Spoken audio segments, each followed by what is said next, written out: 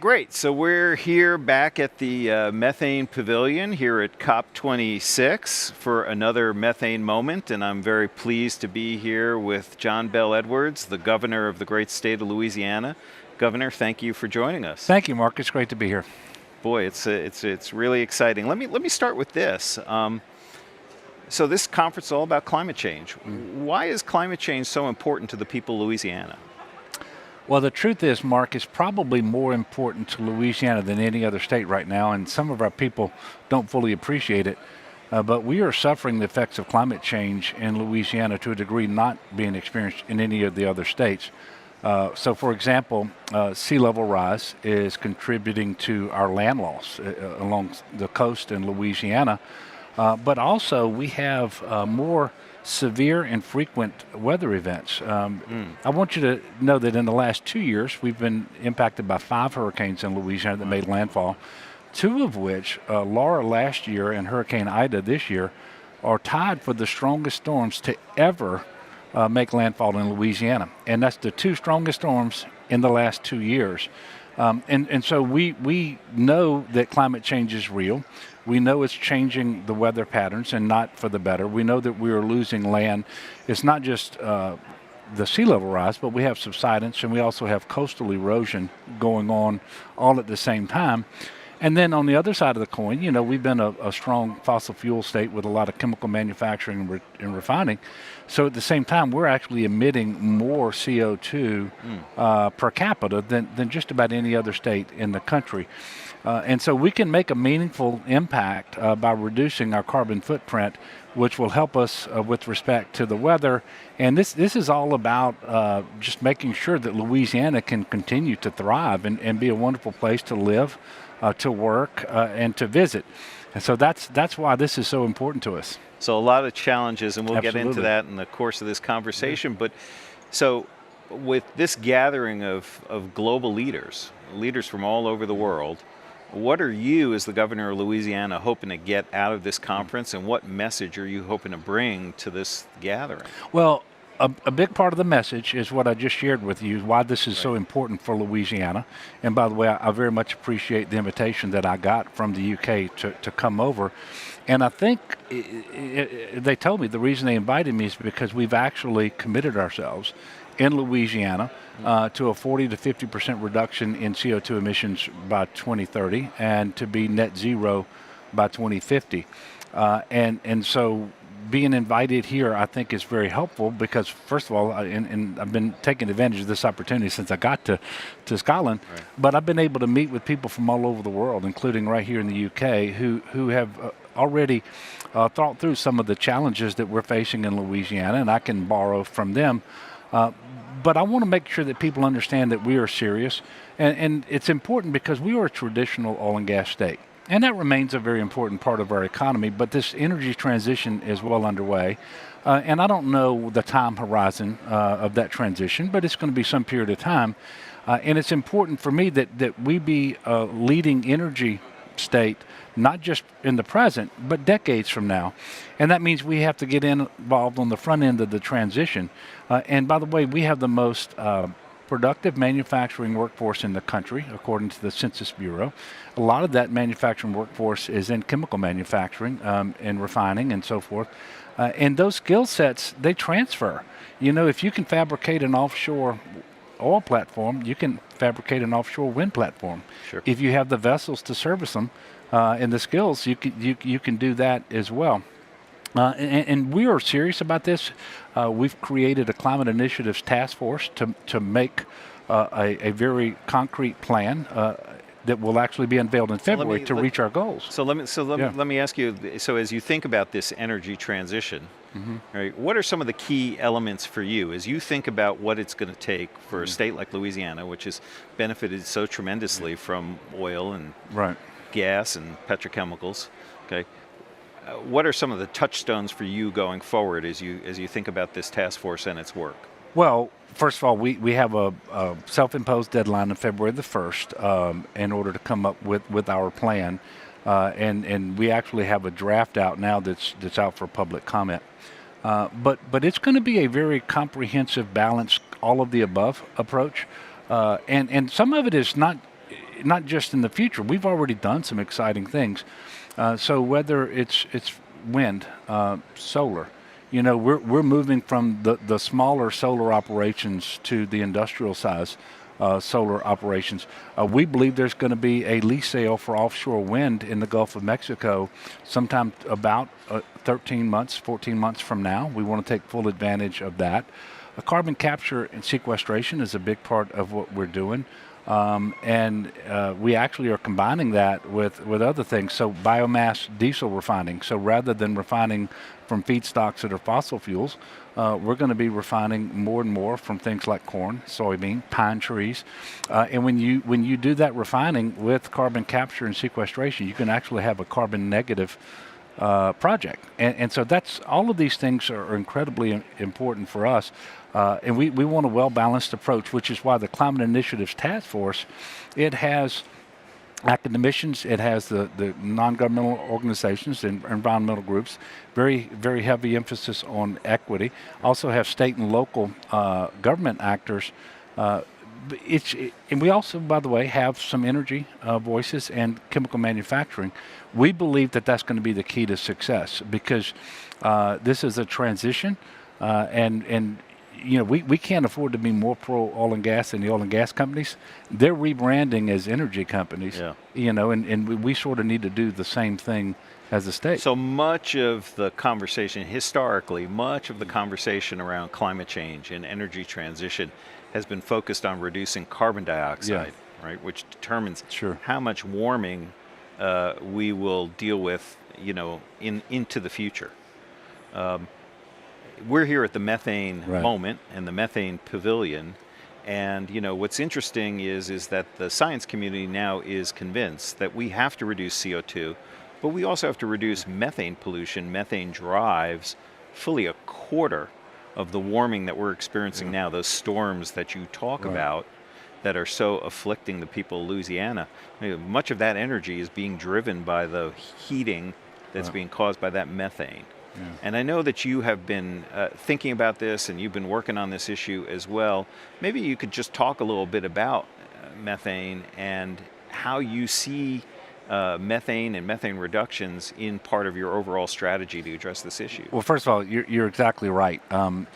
It is my understanding that methane is about 28 times more potent than CO2 in terms of being a trapping mechanism to keep the warmth in and to cause the climate change. And so we obviously have to be focused on that. As you know, we have a very large natural gas industry in Louisiana.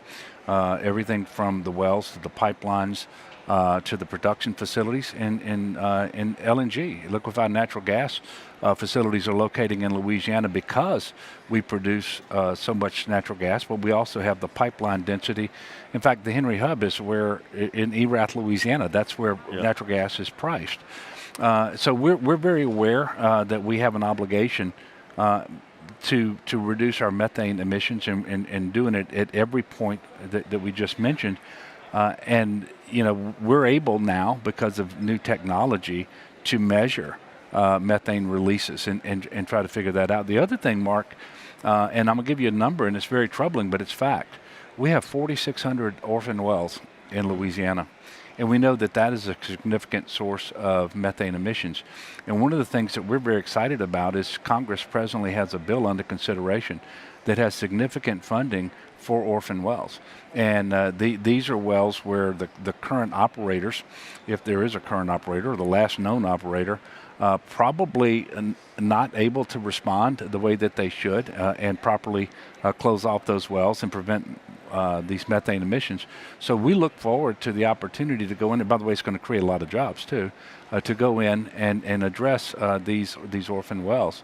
And there are private sector companies that are willing to do many of them if they can quantify the methane that's being closed off, because then they believe they can gain credits. Well, it's an interesting point that you raised. A number of years ago, when we first started working on this methane issue, we commissioned a study which showed something on the order of like 75% of the dollars spent on abating methane pollution actually stays in the state Yeah. where that abatement is taking place, right? Sure. Many people tend to think of these pollution control programs as, money out of their pocket, but in fact, in some ways, this is money pumped back Well, into and the local economy. it recirculates in the local economy, and the same people who would go in and address these situations are some people who are looking for work because we're not drilling as many new wells, Right. but they have the skill set to go in and close them off. And it's sort of like the carbon capture and sequestration. You have to drill to make sure that the geologic formation is appropriate for sequestration. Well, the exact same people who would have been drilling more oil and gas wells are actually drilling those wells, and so those jobs are created as a result. And I guess that's one of the big things here is not only is it essential that we address climate change and that we adopt this all the above approach, but there's going to be economic investment and job creation, really career opportunities that emanate from this. And so this is all about the economy too, not just the economy of today. But we don't want to get 20 years, 30 years down the road, and we didn't take advantage of an off-ramp that we had in order to make sure that we're diversifying our approach to energy. If we continue to ride traditional fossil fuels all the way to the end, we'll get to the end of the road and we won't be in a very good place. Yeah, no, and then where are you? So That's you want right. to take the wealth that you're creating now and reinvest it for future generations, right? For the Right. kids and the grandkids. And Mark, the truth is, once the world market turns away from something, there's nothing you can do to reverse that. And so you may not want to embrace it, but you have to acknowledge it, and then make sure you're moving in the same direction. And the oil and gas companies get it. The service companies in Louisiana, they get it. And more, the citizenry of Louisiana gets it too. And I just think we're going to be much better served. Governor, I'm reminded of, this past fall, we saw where there was actually a French company which canceled an LNG contract coming out of the Permian Basin because of all the pollution associated with the venting and flaring. Right. So increasingly, getting after these emissions and doing something about the venting and flaring is as much about preserving the opportunity as it is doing something about the environment. No, I think that's right. And of course, there are international geopolitical ramifications with respect to gas too, and we're seeing that play out in Europe, and where there's going to continue to rely to a large degree upon Russia and so forth. And look, we are a proud oil and gas state, as you know, have been for a very long time. And while I think this is part of the transition too. We don't want to just transition away from fossil fuels, but during the transition, we can transition away from the fossil fuels that burn dirtier, like coal. Replace that with natural gas, at least as an intermediate step. And if you can produce that natural gas in a way that doesn't involve unnecessary methane emissions and flaring and so forth, I will tell you, Mark, so for example, we believe and can prove that the most carbon advantaged barrel of oil produced anywhere in the world is produced in the Gulf of Mexico, because the safety rules and the environmental rules don't allow for flaring, and because the pipeline infrastructure is so mature. There just aren't those fugitive emissions that you would see elsewhere. And so we're not going to flip a switch and stop burning oil tomorrow. So during the transition, I'm trying to promote Louisiana as an obvious place out in the Gulf of Mexico to continue to produce oil.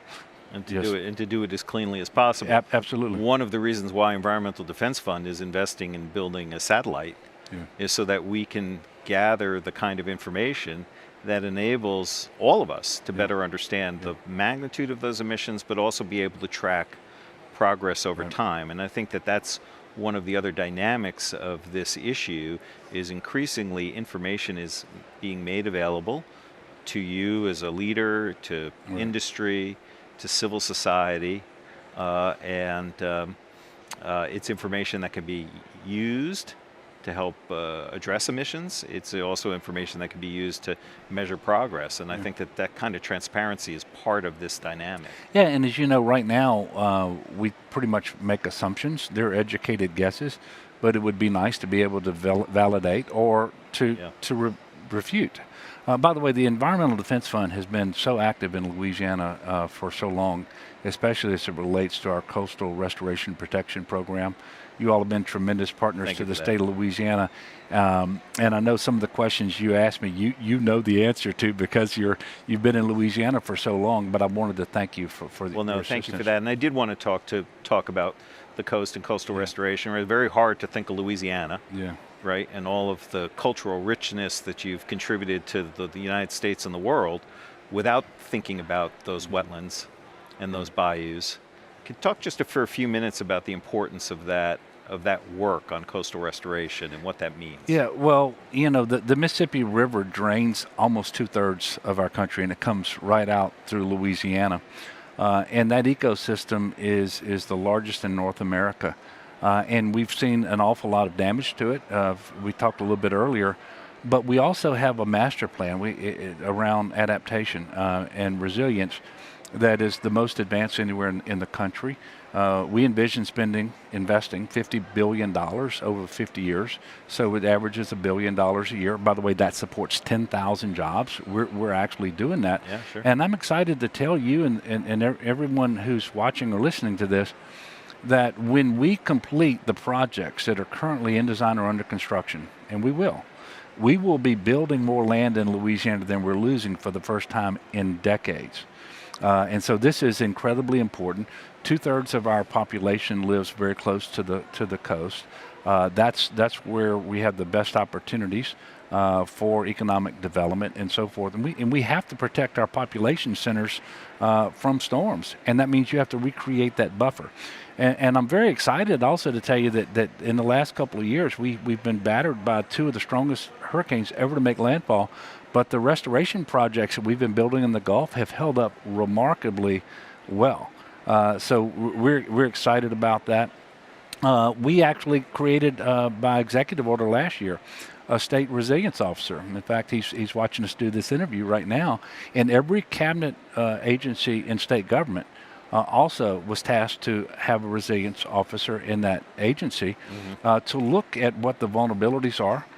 Come up with adaptation strategies and make sure that this is ingrained and it's a recurring effort. And I should add that controlling oil and gas pollution is part of how you preserve those wetlands now that you've recreated them, right? No, absolutely, and not just because of the direct threat from the pollution, but also just the general. It's a driver of further climate change. All of that is incredibly important. But I invite anyone who's interested in this space, whether it's the hydrogen, wind, solar, carbon capture, sequestration, whether it's things like the coastal restoration efforts that we're making. Come to Louisiana, visit. Come to Louisiana and invest. We are on the leading edge of this, and it won't have a bigger impact anywhere in the country faster than it will right there in Louisiana. Well, Governor, I know that you've got a very busy schedule here at the COP, and that there's a lot of people to see and a lot of people to talk to, and of course you've got a lot of experience to share with them. I really appreciate you taking just a few minutes of your time to share your journey with us. So thank you very much for dropping by the Methane Pavilion. Thank you so much, Mark. Appreciate you. Yeah. Yes, sir.